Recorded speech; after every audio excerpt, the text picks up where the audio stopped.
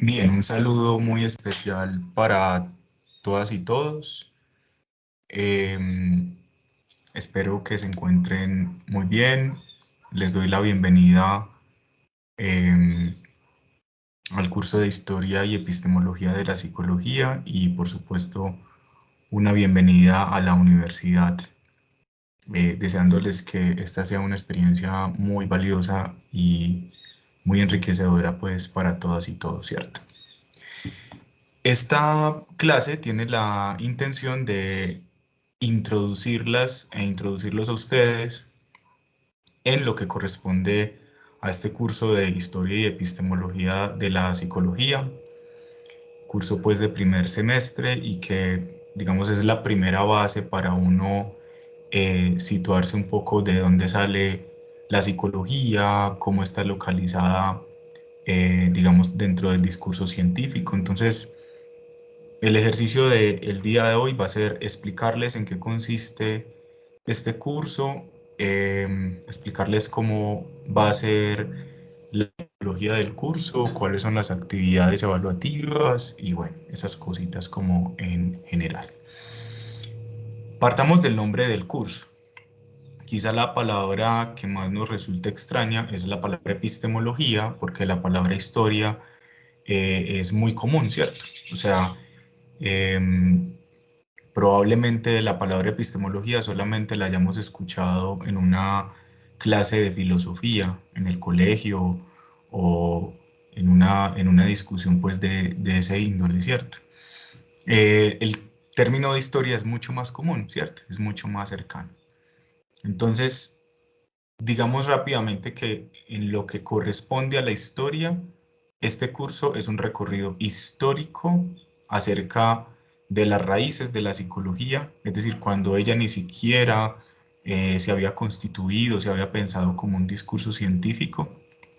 Entonces vamos a retomar a los griegos, nos vamos a ir muy, muy atrás, es decir, siglos antes de Cristo, para ver cuáles eran esas principales reflexiones de esa época y que se convirtieron en un insumo para la discusión posterior en torno a lo que se convierte como objeto de estudio o asunto de indagación de esta disciplina en la que ustedes se han inscrito, ¿cierto? Entonces eso con respecto a la historia, hay muchos acontecimientos históricos que son muy importantes porque corresponden a debates, porque corresponden a formas muy distintas de ver la realidad, de ver al ser humano, y ese recorrido histórico lo tenemos que ir haciendo poco a poco para que ustedes vayan tomando una posición dentro de las distintas perspectivas con las que nos vamos a encontrar. Entonces eso es lo concerniente a la historia. Si hacemos una analogía, digámoslo así, con nuestra propia práctica, ¿por qué es importante que un paciente conozca su historia? ¿Por qué es importante que haga conscientes ciertas situaciones de su existencia, de su historia, de su subjetividad? Porque poco a poco nos vamos a dar cuenta de que esos elementos históricos definen en gran parte los efectos que se tiene sobre la actualidad, ¿cierto? Es decir, yo soy el producto de muchas cosas que han ocurrido en mi historia. En ese sentido, si hacemos la analogía, la psicología en la actualidad es el efecto de una serie de eventos históricos que debemos conocer para tomar una posición, ¿cierto? Entonces hasta ahí el concepto de historia, que es mucho más fácil, es mucho más cercano, ¿cierto? Ahora vamos a pasar al concepto de epistemología. Voy a compartir pantalla para mostrarles una presentación que allí pues me voy a ampliar mucho más. ¿Listo? Bueno, entonces situémonos en lo siguiente. Ustedes se han inscrito en una carrera de psicología y ese programa de psicología está adscrito a una facultad que es Ciencias Humanas y Sociales. Es decir, por la mera adscripción a una facultad ya se nos está comunicando que lo que vamos a estudiar está inscrito, está articulado a un discurso que vamos a denominar científico. Es decir, la psicología se dice a sí misma ciencia y nuestra obligación en nuestra formación es saber qué es la ciencia y tratar de establecer si en realidad la psicología sí es una ciencia y cómo lo es, ¿vale? Entonces, por qué planteo esta idea? Porque aquí entra el concepto de epistemología. O sea, el concepto de epistemología está absolutamente relacionado con la ciencia en el siguiente sentido. Les he traído aquí algunas citas eh, para, digámoslo así, desde distintas perspectivas para que podamos ampliar como ese concepto. Mario Bunge, que es un científico, pues digámoslo así, como muy reconocido, dice lo siguiente, que la epistemología es, abro comillas, la rama de la filosofía que estudia la investigación científica y su producto, el conocimiento científico. Hasta ahí Mario Bunge. Entonces, empecemos a desglosar la frase. Dice que es una rama de la filosofía.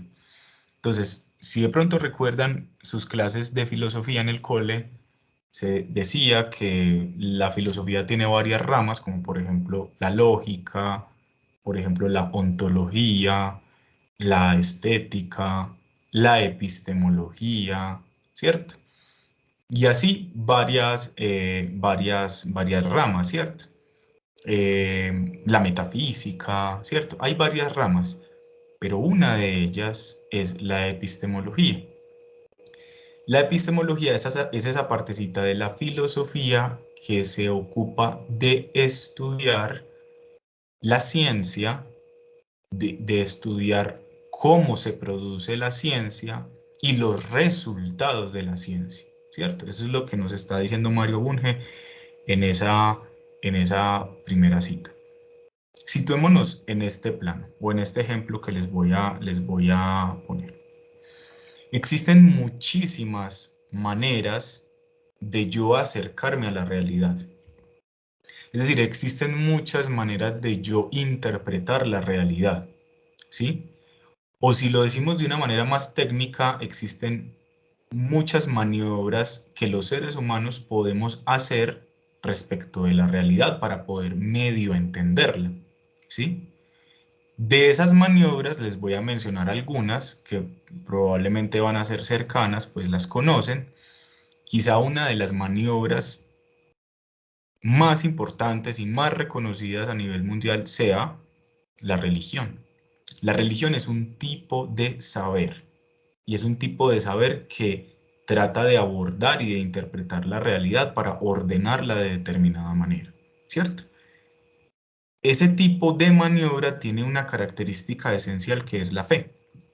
Es decir, el modo como se produce el saber religioso, ese saber sobre la realidad, no amerita de procedimientos de comprobación, no amerita de procesos de validación, sino más bien que el saber que hay en torno a la religión es un saber que se transmite de generación tras generación a partir de unos libros sagrados, etcétera, etcétera. Hay una relación que es muy mítica, hay una relación que es, digámoslo así, muy espiritual en la historia de las distintas religiones, ¿cierto? Y luego lo que ocurre es que ese saber funge como verdad, es decir, es asumido por las personas como verdad a partir de un ejercicio de tradición, es decir, de transmisión de generación tras generación, ¿cierto? Ese es un tipo de saber o un tipo de maniobra que hay en nuestra cultura para poder interpretarla, para poder saber qué hacer con ella, ¿cierto?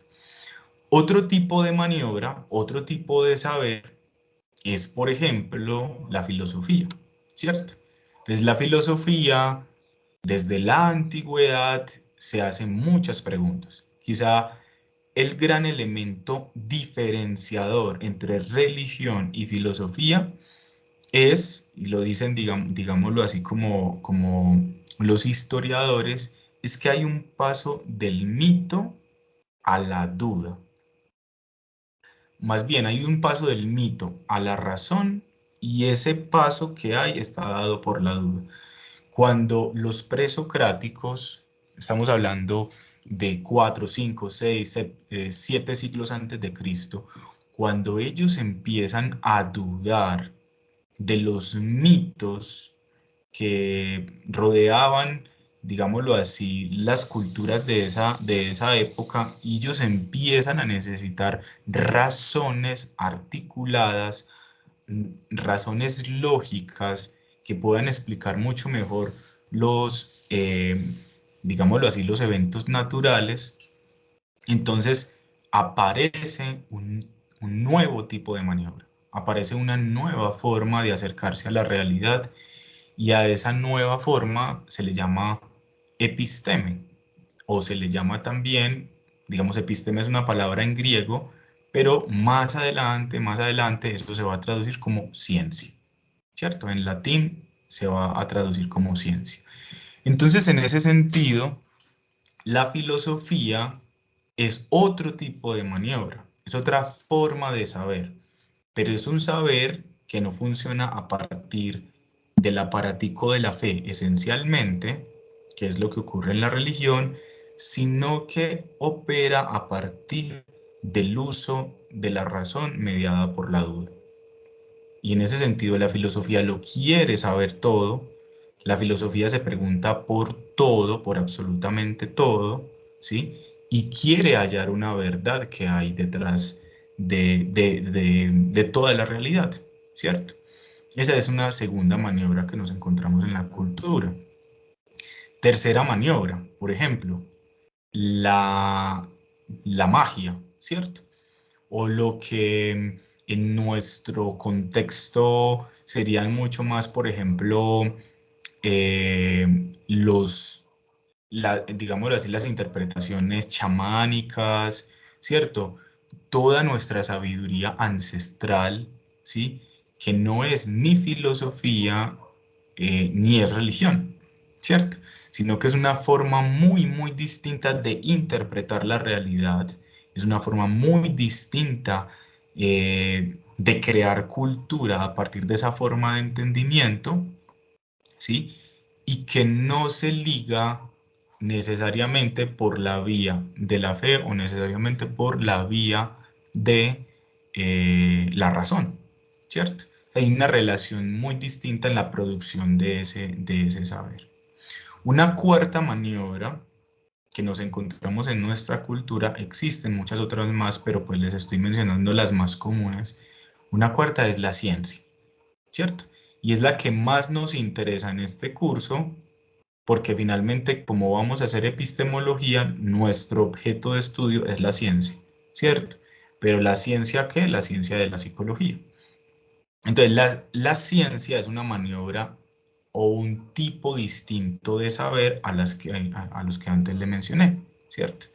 La ciencia, podríamos decir, es el cúmulo o el conjunto de conocimientos que se producen a partir de la aplicación de un método científico. Y entonces aquí ya empiezan a aparecer formas muy, muy específicas que definen si algo es ciencia o no es ciencia. Entonces no basta con la fe, no basta únicamente con la razón, no basta, por ejemplo, con la conexión espiritual que tú tengas respecto de algo. En la ciencia empiezan a aparecer métodos específicos, es decir, formas específicas, procedimientos que se deben seguir de determinada manera para que el saber que se produce podamos denominarlo científico. Es decir, que tenga un grado determinado de validez, ¿cierto? Entonces, volvamos a la definición, a la primera definición que les había dicho. Dice, Bunge es la rama de la filosofía que estudia la investigación científica y su producto, el conocimiento científico. ¿Vale? De todo ese tipo de saberes, la epistemología se ocupa de estudiar uno, y es la ciencia. ¿Vale? ¿Cómo se produce el conocimiento científico? La segunda frase que les traje es: la epistemología es también conocida como la filosofía de la ciencia o el filosofar sobre el discurso científico. ¿Cierto? Se puede deducir mucho más sencillamente por qué es filosofar. Y es filosofar porque es preguntarse por un tipo de saber específico, que es ese, el científico. Ah, ustedes se dicen que son ciencia. Ah, ustedes dicen que produjeron ciencia. ¿Y cómo fue el método? ¿Cierto? ¿Cuáles fueron las posiciones epistemológicas, por ejemplo, en torno a la realidad, en torno al objeto? Bueno, cosas que son un poco más complejas, pero que en la filosofía de la ciencia o epistemología, digamos, se le hace a la ciencia, ¿vale? La epistemología se hace preguntas como la siguiente: si por ejemplo X disciplina, eso no es una ciencia, ¿cierto? Cuando estamos hablando de disciplina nos estamos refiriendo a una determinada práctica discursiva, como lo es la psicología, como lo podría ser, por ejemplo, la lingüística, ¿sí? La economía, la sociología, la antropología, ¿cierto? Entonces, la epistemología podría preguntarse como: la economía es una ciencia, ¿cierto? En lo que a nosotras y a nosotros nos interesa, la psicología es una ciencia, ¿sí? Otra pregunta: ¿cuál es el objeto de estudio de una ciencia? ¿O cuáles son los métodos científicos que utiliza? Fíjense que las tres preguntas, que son muchas más, pero estas tres, lo que hacen es tratar de conocer cómo se arma el conocimiento, cómo se arma eso que la psicología dice: esto es ciencia. Planteémonos un ejemplo. Todas y todos hemos escuchado el concepto de hiperactividad, ¿cierto? Y lo hemos escuchado porque en el cole nos decían eso, o porque tenemos un familiar, un primito, o nosotros mismos, que en algún momento fuimos diagnosticados o alguien cercano fue diagnosticado como hiperactivo, ¿cierto? Está muy en el discurso de las profesoras, de los profesores, de los papás, ¿cierto? Entonces, ¿por qué sabemos que la hiperactividad existe? Pues la hiperactividad existe porque pues resulta que hay una ciencia que avala la existencia de eso, ¿cierto? Incluso no solo una ciencia, sino un conjunto de disciplinas que se articulan entre sí. Por ejemplo, la psiquiatría dice que existe, la psicología dice que existe, ¿cierto? Entonces, no porque la psicología y la psiquiatría lo diga, quiere decir que entonces debemos quedarnos de brazos cruzados y no preguntar eso de dónde salió. Que lo que hace la epistemología es cuestionar, es decir, es preguntarle: ah, sí, existe un diagnóstico que se llama eh, trastorno por déficit de atención e hiperactividad. Ah, existe eso, usted está diciendo que existe. ¿Y cuál fue el método científico que hizo que, que se produjera ese tipo de conocimiento? O sea, ¿cómo podemos estar seguras y seguros de que eso existe? ¿Cierto? Eso es lo que hace la epistemología. Ahora pensemos un momento la función social de esto, porque el conocimiento científico tiene un efecto sobre la vida de las personas, ¿cierto? Entonces, si tú llegas donde el psiquiatra y el psiquiatra te dice: tienes TDAH, tómate estas pastillas, el consumo de esas pastillas te va a generar un efecto en tu vida, ¿cierto? En tu subjetividad y en tu vida vincular. Entonces, alguien, debe haber alguien, digámoslo así, en el campo de la academia que esté tratando de cuestionar esas cosas. A ver si eso sí es tan riguroso como se dice que es, si eso sí existe o no existe. Entonces, eso es lo que hace la epistemología. Trata de saber cómo se construye, se produce el conocimiento que se dice científico, ¿vale? Bueno, otra cita que les traje es esta que dice: la epistemología se ocupa del discurso, esta es de Salcedo, el discurso sobre la ciencia, Esto es el discurso que se ocupa de la normativización de la ciencia, del método científico y de la crítica a teorías científicas. ¿Va? Esta es una frase un poquito más complicada, es una cita más complicada porque nos da más información, ¿cierto? Primero dice que se ocupa del discurso sobre la ciencia. Enseguida nos vamos a meter con el concepto de discurso, que es uno de los conceptos más importantes de esta materia. Esto es el discurso que se ocupa de la normativización de la ciencia. ¿Qué significa normativización? Es decir, se trata de aquello que regula, que establece cómo debe ser la ciencia. Pensemos un ejemplo. Resulta que dentro de la ciencia existe un paradigma. Ese paradigma, que es una forma de leer la realidad, o sea, de cómo hacer las cosas, de cómo verlas y de cómo hacerlas, ese paradigma vamos a llamarle constructivismo, ¿cierto? Es un paradigma que nace en las ciencias sociales y dice lo siguiente. Ese paradigma dice que la realidad es una construcción social, efecto de un acto interpretativo de los seres humanos. Y que en ese sentido, la forma como se produce la ciencia en las ciencias sociales es tratando de investigar cómo las personas interpretan la realidad, cómo le dan un sentido, ¿cierto? Ese paradigma es una forma que normativiza, que regula la manera como yo estudio un objeto. Entonces, asentémoslo. Resulta que a mí me interesa saber, me interesa estudiar la falta de sentido de vida de los adolescentes, ¿cierto? Me interesa estudiar ese fenómeno, me interesa saber por qué ciertos adolescentes llegan a un estado de crisis y se empiezan a preguntar si la vida tiene sentido, no tiene sentido y no sé qué, ¿cierto?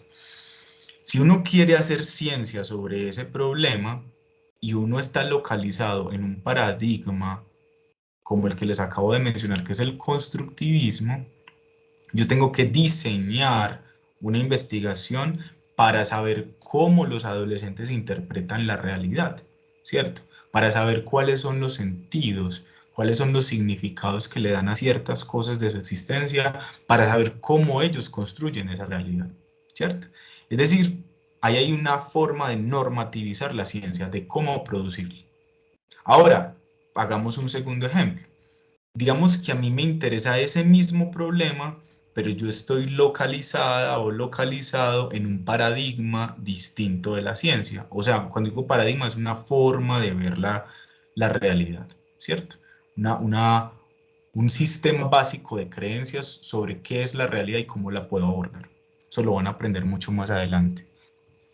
Digamos que ya no me localizo en el constructivismo, sino que me localizo en otro que se llama el pospositivismo, ¿cierto? El positivismo en este sentido científico no tiene nada que ver con una buena actitud ante la vida y que todo está bien y todo va a estar muy bien, no. El pospositivismo lo que plantea es que la realidad es efecto de una cierta frecuencia digamos, en la presencia o en la manifestación de los fenómenos, ¿sí?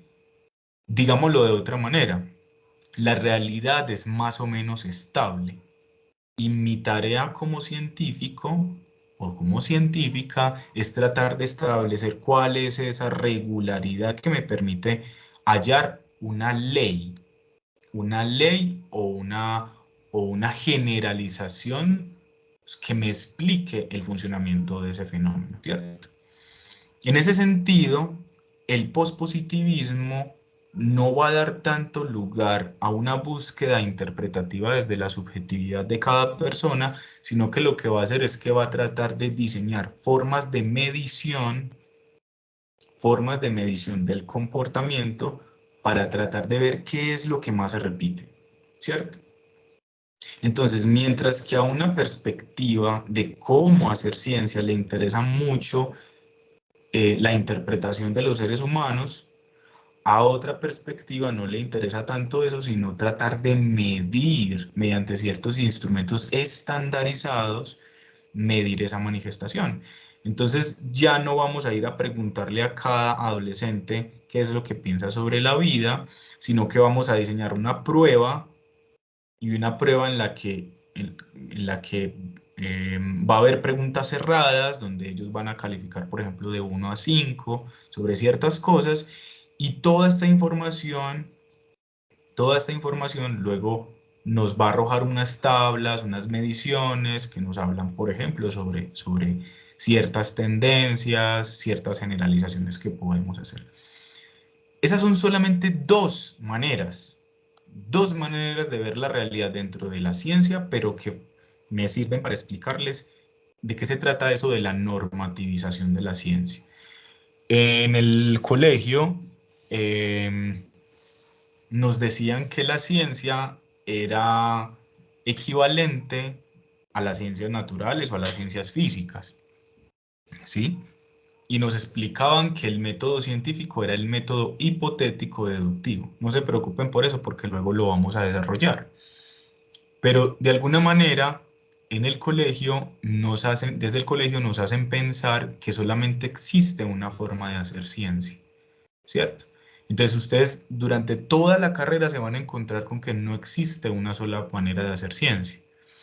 Es más, se van a encontrar cuáles son las razones históricas de por qué esa forma de hacer ciencia, que es la de las ciencias físicas, la de las ciencias naturales, como que ha arrinconado poco a poco y arrinconado a los métodos o a las formas de hacer ciencia en las ciencias sociales, ¿cierto? Todo esto es un debate que ustedes deben conocer y por lo demás deben tomar posición, porque la posición que ustedes tomen sobre todo esto que van pues a estudiar, no se imaginan cuál es la incidencia tan impresionante que tiene sobre luego su posición como psicóloga y como psicólogo a la hora de ver un fenómeno, a la hora de escucharlo, a la hora de intervenir, ¿cierto? Entonces, quedémonos con eso. O sea, para recapitular, la epistemología es una rama de la filosofía y esa rama de la filosofía se encarga de estudiar cómo se produce el conocimiento científico. Porque episteme, si dimos la palabra etimológicamente, episteme y logos. Entonces, episteme es el conocimiento científico o también conocimiento articulado por la vía de la razón. Esa es una definición mucho más específica. Es un conocimiento articulado, ¿sí? Como si fuera una cadenita, articulado por la vía de la razón. Y logos lo podríamos decir como estudio de, ¿cierto? Logos también es lógica, ¿cierto? También es razón. Bueno, digamos que epistemología es el estudio del conocimiento científico o un filosofar sobre la ciencia. Ahora, yo les decía que hay una palabra muy importante que va a estar durante todo el semestre en este curso de historia y es la palabra discurso. Nos la encontramos ahorita en una de las definiciones, dice la epistemología se ocupa del discurso sobre la ciencia. Entonces vamos a ver cómo vamos a entender la palabra discurso. Se va a complicar un poco, pero voy a intentar ser lo más claro posible. ¿Va? ¿Qué es un discurso? Vamos a entender un discurso como una estructura de producción de enunciados. Entonces tenemos tres palabras: estructura, producción, enunciados. Vamos a desglosarlas para que podamos entender la oración. Vamos a entender una estructura como un conjunto, según Eidelstein, como un conjunto covariante de elementos significantes. Listo. Entonces aquí voy a empezar a explicarles cómo es la cosa. Empecemos con la palabra estructura. Dice que es un conjunto covariante de elementos significantes. Entonces, pensemos que una estructura es un conjunto, ¿cierto? Un conjunto que es una colección de cositas, ¿cierto? Y ese conjunto está compuesto por ciertos elementos. La característica particular de una estructura es que los elementos que se componen son significantes. Por ahora reemplacemos esa palabra significantes por palabras. Entonces, muy sencillo. ¿Qué es una estructura? Por ahora digamos que es una colección de palabras.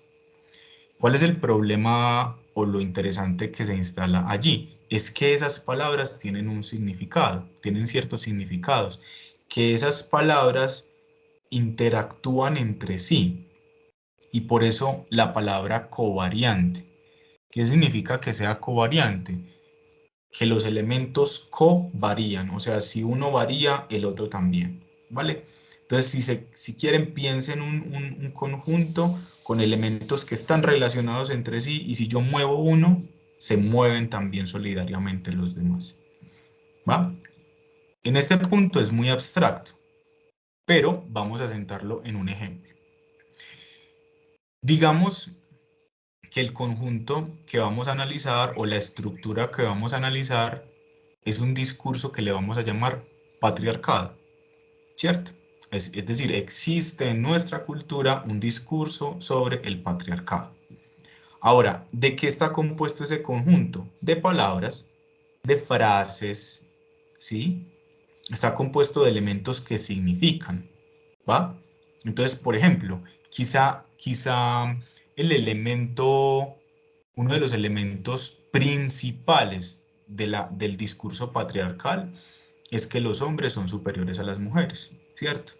Y es un discurso antiquísimo, antiquísimo, antiquísimo. Si estudiáramos antropología, nos daríamos cuenta que probablemente el surgimiento está desde las culturas sedentarias, en un sentido de apropiación del mundo, de apropiación de la naturaleza, pero también de apropiación del otro, ¿cierto?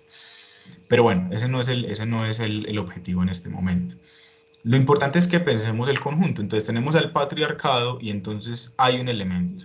Y ese elemento es qué es un hombre. Y otro elemento es qué es una mujer. ¿Cierto? Y otro elemento puede ser, por ejemplo, el término estudio, el término trabajo, ¿cierto? Y cómo se relaciona, qué es el amor, ¿cierto?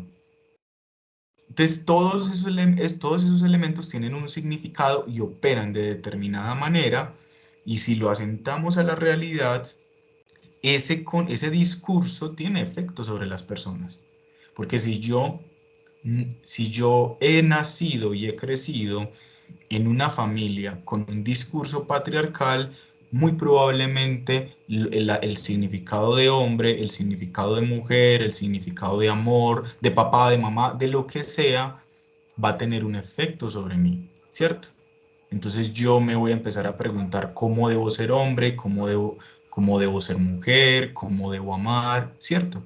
Es decir, eso es lo interesante y lo interesante es que esos discursos tienen efecto sobre los seres humanos, ¿cierto? Entonces ahí tenemos un ejemplo, digámoslo así, como en nuestra cultura, ¿sí? Vamos a ver a lo largo de toda la carrera, lo vamos a ver desde esta materia, que la palabra estructura, entendida como conjunto, covariante de elementos significantes, también la vamos a aplicar a lo psicológico. Por ejemplo, desde una perspectiva psicoanalítica existen tres tipos de conjuntos o tres tipos de estructuras de la personalidad o tres modos grandes de organización del psiquismo, ¿cierto? Una se llama neurosis, otra se llama perversión y la otra se llama psicosis, ¿cierto? Si le aplicamos el concepto a esto que les estoy diciendo, quiere decir que la neurosis es un conjunto covariante de elementos significantes. Quiere decir que la perversión también es un conjunto covariante de elementos significantes y que la psicosis también es otro conjunto, pero los elementos son diferentes y funcionan con reglas distintas. Y eso es lo que hace que una persona, por ejemplo, eh, un psicótico, por ejemplo, alucine, ¿cierto? Escuche voces, vea alucinaciones, arme delirios y otro sujeto, por ejemplo, pues la mayoría de la gente no sea así, ¿cierto? Entonces, hay algo dentro del funcionamiento de su estructura, dentro de sus elementos, que hace que su realidad sea de esta manera o sea de otra. ¿Cuál es nuestra tarea? Nuestra tarea es entender cómo funciona esa estructura. Nuestra tarea es, a lo largo pues, de la carrera, tratar de entender cómo funcionan las distintas estructuras para poder intervenirlas, ¿cierto? Entonces, volvamos al concepto de discurso. Dice, vamos a entender un discurso como una estructura de producción de enunciados. Ya entendimos el concepto de estructura, ya dijimos que es un conjunto, y ese conjunto tiene elementos y esos elementos covarían, ¿cierto? ¿Qué significa de producción? Que que esa estructura, que ese motorcito, que esa maquinita sirve para algo y es para producir cosas. Produce cosas, crea cosas, ¿cierto? Y esas cosas que crea, esas cosas que produce son enunciados. Vamos a ver entonces qué es un enunciado.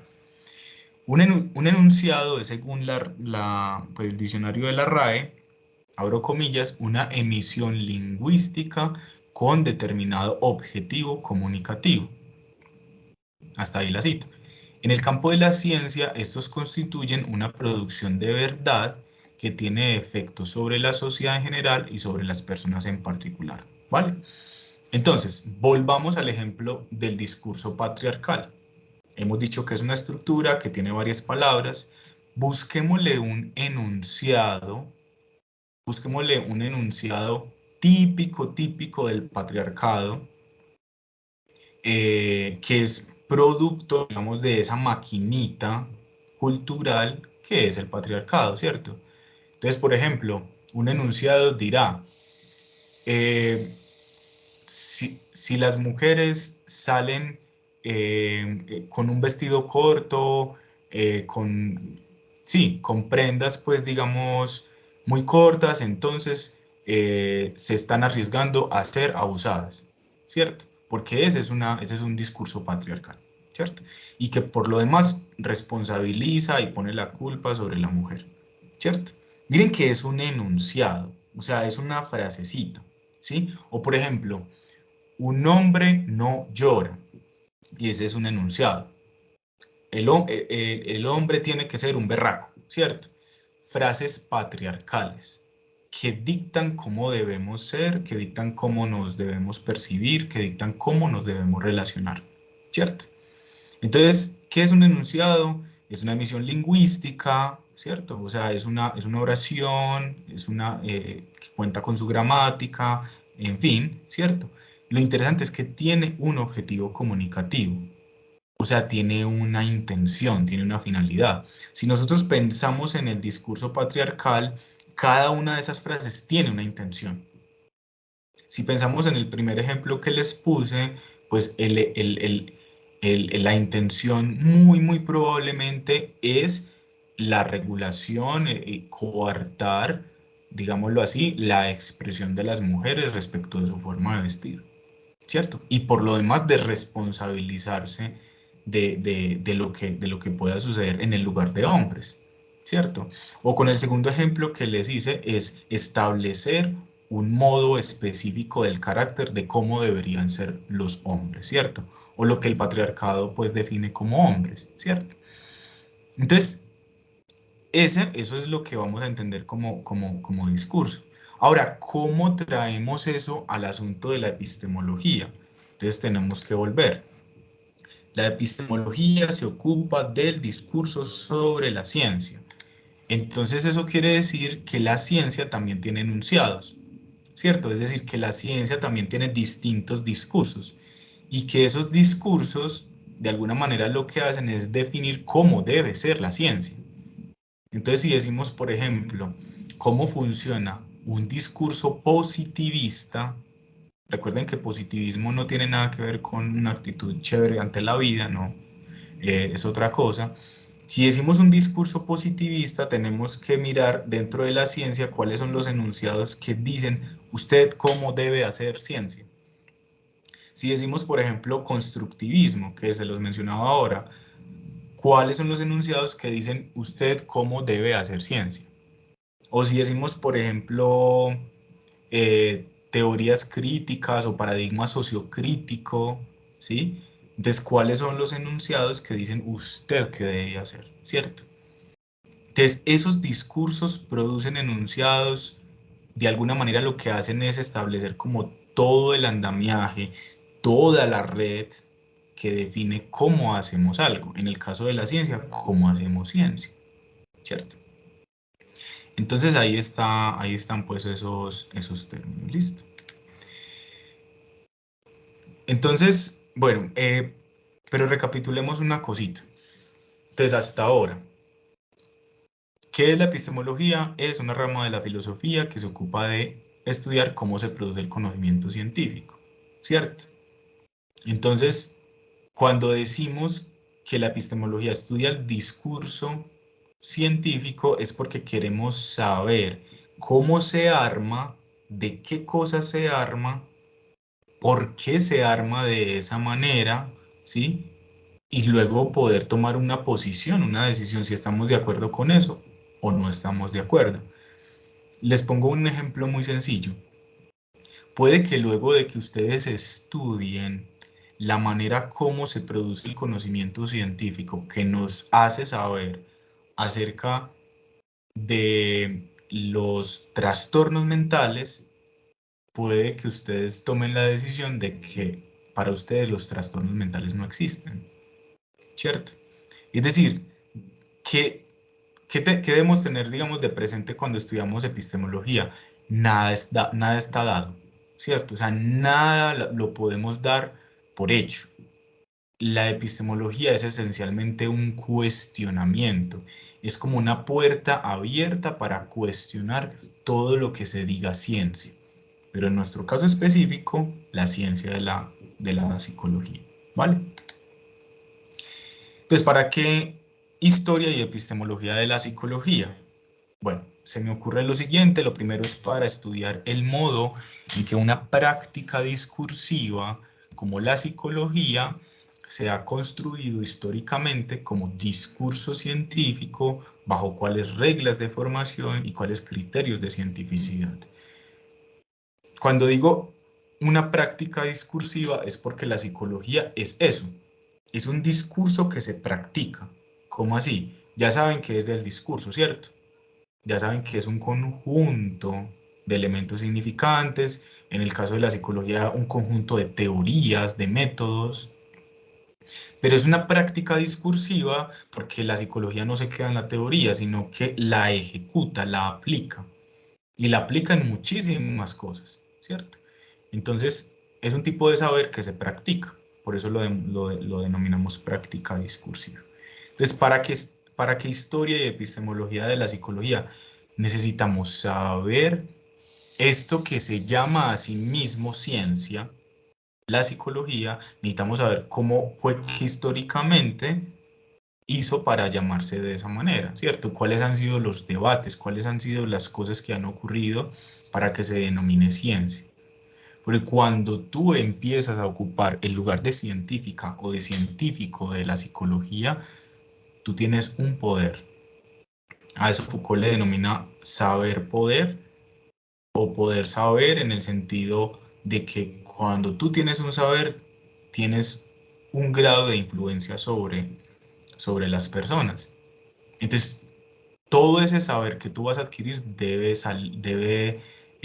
ser filtrado por la duda, debe ser filtrado para que tú no tomes una posición en la que todo lo que dicen tus profesores y tus profesoras, entonces lo asumas, ¿cierto? Hay que ponerle un filtro y el filtro es la duda, el filtro es la crítica. Eso es lo que intenta instalar la epistemología. Segundo, todo discurso se enmarca en una estrategia. Vamos a entender la palabra estrategia como propósito o como finalidad. Entonces, como todo discurso se enmarca en una estrategia, o sea, todo discurso tiene una finalidad, de modo que nos ocupa conocer los propósitos que subyacen a los discursos que se han constituido bajo el nombre de la psicología. O sea, si por ejemplo analizamos el conjunto amplio de la psicología y decimos que hay unas teorías, por ejemplo, una teoría cognitiva, una teoría dinámica, una teoría humanista, una teoría psicoanalítica. Y si ya sabemos que cada discurso tiene una estrategia, o sea, una finalidad, necesitamos saber cuál es la finalidad que tiene cada una de ellas para poder tomar posición, para poder saber qué le produce eso a los seres humanos y en la medida de lo posible para poder tomar la mejor decisión y poder tener un buen efecto sobre las personas que vamos a acompañar. Tercero, para establecer las bases sobre las cuales cada una y cada uno de ustedes irá eligiendo su forma de entender lo humano y el mejor modo de intervenir. Aquí debo decirles una cosa. Se van a dar cuenta a lo largo de la carrera y desde este mismo curso que la psicología es un cúmulo inmenso de teorías.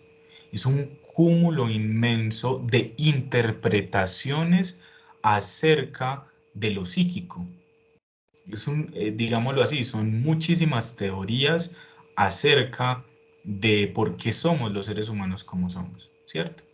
Y aunque muchas de esas teorías se apoyan entre sí, muchas de ellas se oponen y causan fricción y no comulgan entre ellas. Y cuando no comulgan entre ellas es que podía haber puntos de encuentro muy pequeños, pero en general hay una diferencia notable, impresionantemente notable. Voy a hacerles un ejemplo muy simple, porque apenas se están acercando a la psicología, entonces es un ejemplo simple. Existe una tendencia dentro de la psicología a asumir que la intervención que hay que hacer sobre nuestros pacientes implica adaptarlos a las exigencias del medio en el que están, ¿cierto? Es decir, ayudarles mediante determinadas técnicas a que se adapten, a que, a que adquieran habilidades para que se adapten a las exigencias de la realidad, ¿cierto? Mientras que hay otra tendencia dentro de la psicología que dice que la función no es adaptar al sujeto al contexto, ¿cierto? Sino que ese sujeto pueda preguntarse cómo se quiere desplegar, cómo quiere vivir su subjetividad y su particularidad y su diferencia como ser humano en esa realidad que tiene ciertas exigencias, ¿cierto? Entonces son posiciones contrarias, ¿cierto? Una es adaptar al sujeto y la otra es más bien algo que denominamos subjetivación, ¿cierto? Una es más como la normalización del comportamiento, como regular al sujeto, y la otra es más como darle lugar a esa subjetividad. Y son posiciones muy distintas. Entonces, ustedes, digámoslo de alguna manera, con este conocimiento histórico, y con este ejercicio epistemológico, la idea es que ganen la habilidad de cuestionar los conocimientos que la psicología produce para poder tomar una decisión lo mejor posible sobre qué adhieren a su discurso y qué no adhieren, ¿cierto? Bueno, algunos problemas de los que nos vamos a ocupar en este curso son los siguientes. Pues lo primero es qué es la psicología, es decir, cuál es el objeto de estudio. Este va a ser un tema fundamental porque ustedes, a ver, ustedes deben salir del curso sabiendo definir qué es la psicología. Y esa pregunta de qué es la psicología no se responde con el diccionario. Es una pregunta epistemológica. Porque cuando nos preguntamos qué es la psicología, nos estamos preguntando a la vez dos cosas. Primero, ¿cuál es el objeto de estudio de la psicología? Y segundo, nos estamos preguntando si es o no es una ciencia. Entonces, eh, implica todo un estudio histórico y un estudio epistemológico. Por ejemplo, no hay una unidad en en el mundo académico, en la comunidad científica, psicológica, sobre cuál es el objeto de estudio. O sea, sobre cuál es ese pequeño asunto que es el centro de lo que nosotros nos ocupamos, ¿cierto? Entonces, ese debate lo vamos a tener a lo largo del semestre, ¿cierto? ¿Por qué? Porque no hay una unidad. ¿Por qué no hay un consenso sobre qué es lo que estudia la psicología? ¿Por qué se dicen tantos objetos, cierto? Y lo de si la psicología es una ciencia o no, pues nos tenemos que preguntar qué es la ciencia, cómo son las distintas maneras de hacer ciencia, desde qué concepto vamos a evaluar si la psicología es o no es una ciencia. Otra pregunta es cuáles son los métodos de producción de conocimiento científico en la psicología, o sea, cuáles son las distintas formas de hacer ciencia, cuáles son los intereses económicos, políticos, filosóficos e ideológicos a los que responde la psicología. No se imaginan las cosas tan impresionantes que vamos a descubrir en este curso en este sentido. Uno suele tener la idea de que la psicología es una disciplina que ayuda a las personas con sus problemas, ¿cierto? Pero ahora que ustedes van a empezar a estudiar, se van a dar cuenta de que con la salud mental, con la salud de las personas, y especialmente con su pensamiento, con el pensamiento de las personas, hay muchos intereses políticos y económicos en juego. Y la psicología, a lo largo de la historia, ha ocupado un lugar ahí.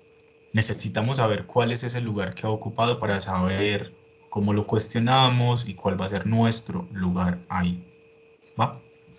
Otra pregunta es cuáles son las distintas corrientes teóricas dentro de la psicología. Anticipémoslas, son tres grandes corrientes, o sea, tres grandes teorías, tres grandes formas de ver al ser humano, de intervenirlo.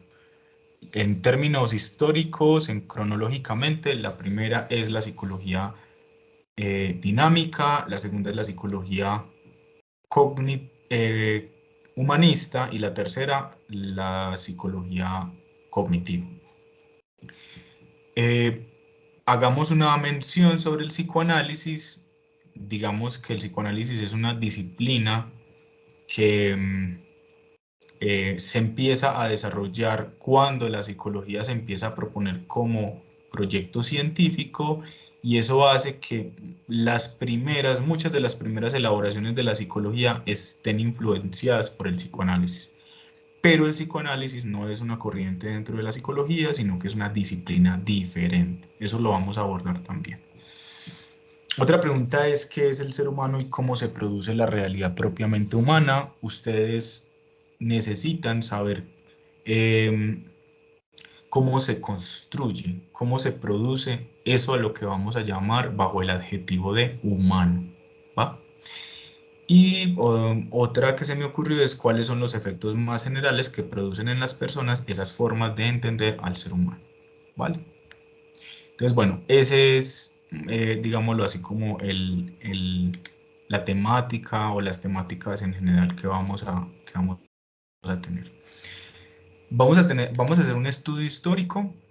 No se fijen en las fechas, sino los temas que, digamos, este video pues en realidad está pensado para cualquiera de mis estudiantes, no solo los de un día, ¿cierto? Entonces vamos a hacer un recorrido histórico, ¿cierto?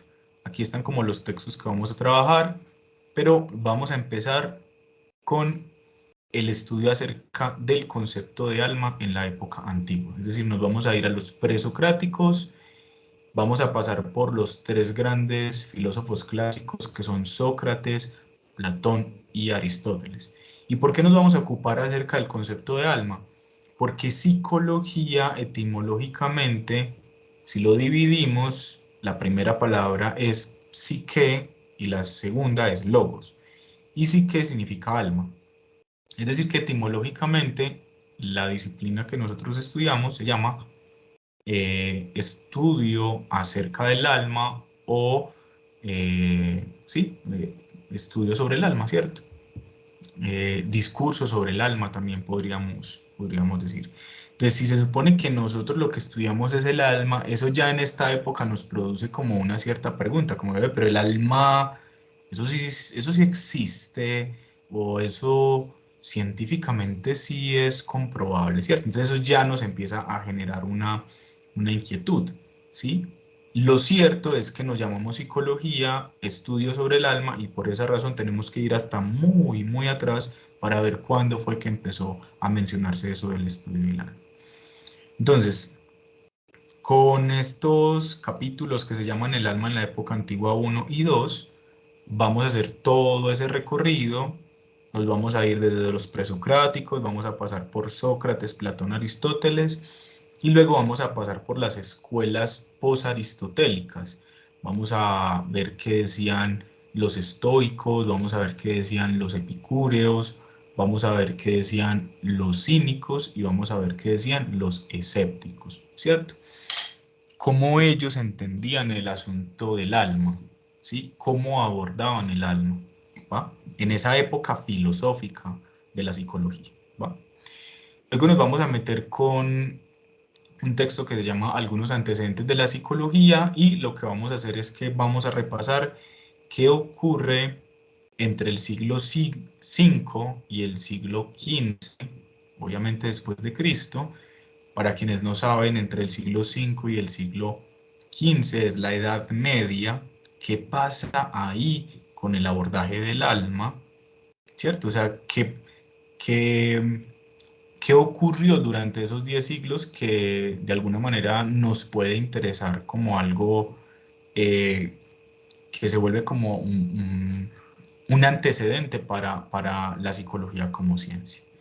Después de que repasemos eso, nos vamos a ir a la parte del Renacimiento, vamos a ir a la parte de la modernidad, es decir, cuando emerge el método científico ya propiamente dicho, con personajes como Galileo, como Newton, como Kepler, desde el campo de la física, y cómo eso poco a poco incidió para que a la postre nacieran las ciencias sociales. Ahí les estoy dando un dato y es que las ciencias naturales nacieron primero y luego las ciencias sociales. ¿Vale? Vamos a ver cuál fue el debate allí, cuáles fueron los debates principales en ese momento de la historia, otra vez para lo que nos interesa a nosotras y a nosotros, que es la psicología. Es decir, cuando surgió la psicología como ciencia, ¿qué debate hubo ahí entre por ejemplo, las personas que hacían ciencia desde las ciencias naturales y quienes desde las ciencias sociales? ¿Cómo se vio ahí relacionada la psicología? ¿Vale? Bueno, después de que terminemos ese abordaje, vamos a ir con un texto que se llama Las raíces de la psicología contemporánea y lo que vamos a hacer es que vamos a estudiar cuatro autores que podrían ser muchos más, pero he elegido estos cuatro porque creo que nos dan como elementos sustanciales sobre el andamiaje de la psicología como ciencia, ¿cierto? El primer autor que vamos a ver es el padre de la psicología que se llama Wilhelm Wundt. Vamos a ver el que propuso, vamos a ver el que dijo de cómo debía ser la psicología, de cómo se debía hacer ciencia con la psicología, ¿cierto? Y pues la idea es ir tomando posición, ¿cierto? Ir tomando una posición al respecto. El segundo autor que vamos a ver es uno de los padres del conductismo que se llama John Watson, ¿sí? Este señor también produce como cierto conocimiento en torno a la conducta de los seres humanos y creó una teoría junto con otros que es el conductismo, ¿cierto? Que fue como, digámoslo así, como la primera escuela de la psicología, la primera gran teoría de la psicología, ¿va? Vamos a ver qué hizo él, vamos a ver qué proponía y vamos a tratar de tomar posición a ver si estamos o no estamos de acuerdo con él. El tercer autor que vamos a ver se llama Wilhelm Dilthey. Este señor propone una forma distinta de hacer psicología a los dos anteriores, entonces vamos a conocerle y a tomar posición. Y el cuarto autor que vamos a ver es el padre del psicoanálisis, que ahorita les hice la distinción, dije que psicoanálisis y psicología no es lo mismo, pero yo les dije que el psicoanálisis había tenido mucha influencia sobre la primera parte de la psicología. En ese sentido, vamos a ver qué decía Freud, Sigmund Freud, que es el padre del psicoanálisis, qué decía él acerca de qué debía ser la psicología, cómo debería ser la psicología, ¿cierto? Bien, cuando terminemos ese abordaje, ya vamos a podernos meter con, digámoslo así, como el texto que es más importante de todo el curso, que se llama El alma, cultura encarnada. Vamos a dedicar 2 semanas para ese texto, y ahí lo que vamos a estudiar es cuál es la propuesta que este curso tiene acerca de cuál es el objeto de estudio de la psicología. Es decir, qué es lo que nos define, cuál es nuestra esencia como disciplina científica, y vamos a tratar de estudiar desde allí cuáles son como los grandes temas de los que se ocupan las distintas corrientes en torno a ese objeto, ¿cierto? Digámoslo de una vez, vamos a estudiar como 3 grandes procesos o 3 grandes temas que son un proceso de estructuración, es decir, de cómo se estructura psicológicamente un ser humano, la estructura resultante de ese proceso y los efectos de esa estructura, ¿cierto? Entonces vamos a ver en qué consisten esos 3 temas, que finalmente son asuntos de los que se ocupan todas las escuelas de la psicología.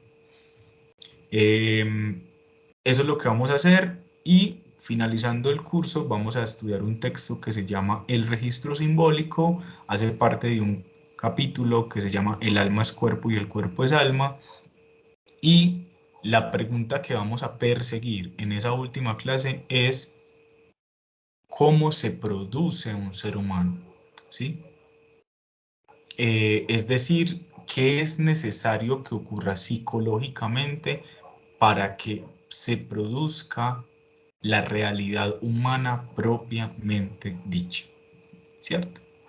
Entonces, bueno, eso es el contenido del curso.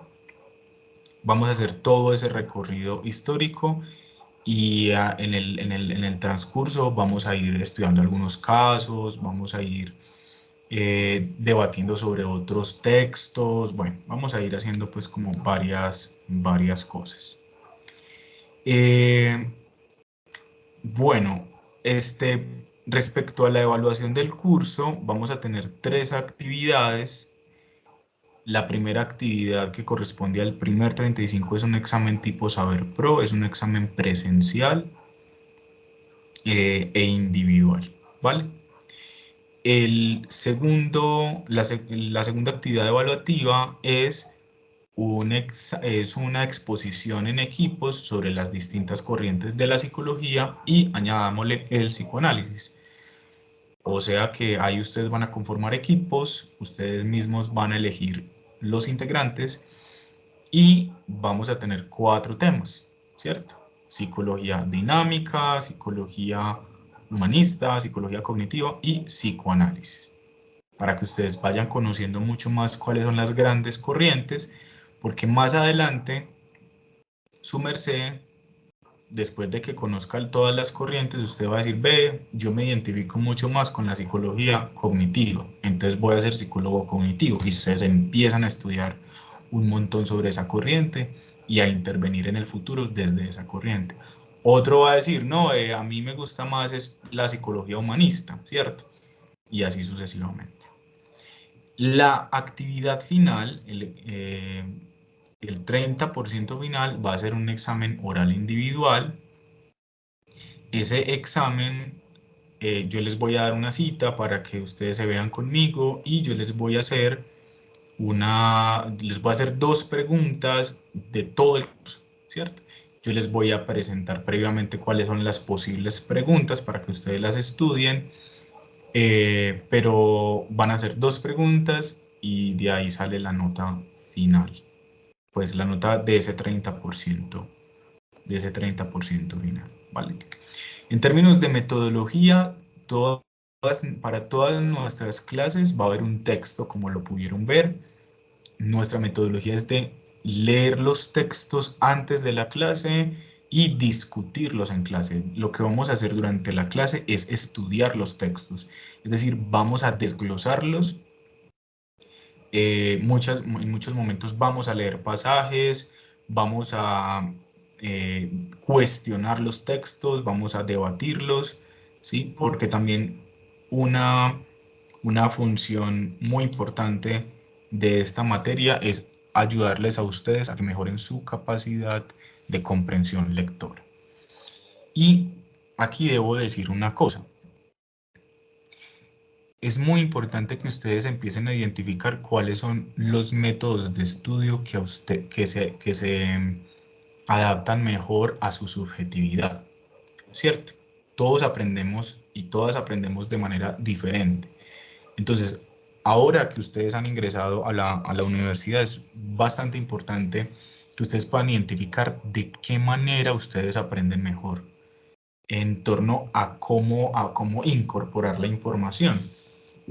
Si, por ejemplo, a su merced le gusta rayar los textos, hacerle comentarios, establecer esquemas, dialogar con una amiga, con un amigo, ¿sí? Grabarse, escribir ensayos, escribir texticos cortos, ¿cierto? Su merced debe empezar a explorar cuál es la manera en que mejor aprende. ¿Por qué? Porque todo lo que su merced aprende en las distintas materias es como si usted estuviera construyendo un lente de cómo ver al ser humano, de cómo ver la realidad. Y ese lente está armado de conceptos. Entonces, digamos que esta es una tesis. Lo siguiente es una tesis y es una tesis de este curso, pues, o sea, es importante. La forma como nosotros definimos las cosas es cómo las vemos en la realidad. Es decir, el concepto que tenemos define aquello que nosotros vemos en la realidad. Y eso lo que quiere decir es que el concepto que ustedes aprendan sobre todos estos temas, los conceptos que ustedes vayan aprendiendo y acepten para sí, es la forma como van a ver la realidad. Ustedes están construyendo unos lentes y por eso es necesario, uno, que puedan ir ganando en capacidad crítica para que no traguen entero, y en segundo lugar, que puedan encontrar formas de aprender, de agarrar, de hacer suyos los conceptos, para que poco a poco usted vaya transformando su forma de comunicarse, su forma de pensar, y es de una forma coloquial a una forma científica, ¿cierto? De modo que usted pueda utilizar esos conceptos para solucionar problemas. O sea, uno soluciona los problemas a partir de la comprensión que tiene, teórica que tiene sobre ciertas cosas y de las habilidades en términos de razonamiento que uno va adquiriendo, ¿cierto? Entonces, ese es un asunto fundamental, que ustedes puedan identificar cuáles son las técnicas de estudio que mejor se adaptan a su subjetividad para que puedan disfrutar y puedan aprovechar lo más posible la adquisición de conceptos. Si usted solamente escucha el concepto, pero usted no lo hace suyo, usted no va a ver la realidad de esa manera y por lo tanto, pues en realidad no te estás transformando en términos pues formativos. Bueno, en este curso se pierde con 4 inasistencias. Les sugiero revisar las aulas virtuales. Revisen cada una de las pestañas. Allí está desglosada toda la información sobre las actividades. Están también los textos, toda la información. Los textos que les mencioné ahora están en la fotocopiadora del bloque 3. Simplemente preguntan por la carpeta de historia del profesor Germán y ahí pues se la entrega, ¿cierto? Pero también los textos los encuentran en aulas virtuales. Ahí hay una carpeta que los dirige a Dropbox y ahí están todos los textos que vamos a trabajar en este semestre. Incluso hay una carpeta de material sugerido, ¿cierto? Entonces, bueno, eso es todo lo que quería contarles en esta introducción sobre el curso de Historia y Epistemología de la Psicología. Darles nuevamente la bienvenida pues a la universidad, una bienvenida a este curso. Espero que lo disfruten y espero que pueda generar muchas cosas para que ustedes transformen su forma de pensar, especialmente eso. Aprender es pensar de manera distinta, ¿cierto? y, y que en ese sentido pues se abra una puerta muy bella que tiene esta carrera y es cuestionar el mundo, cuestionarse a uno mismo, cuestionar las cosas que a uno le han enseñado, ¿cierto? Ver la vida de manera diferente para ayudarle a otras personas a que la vean también de forma distinta, ¿cierto? Bueno, eso es todo. Nos vemos entonces para la próxima clase y les deseo pues lo mejor. Un abrazo.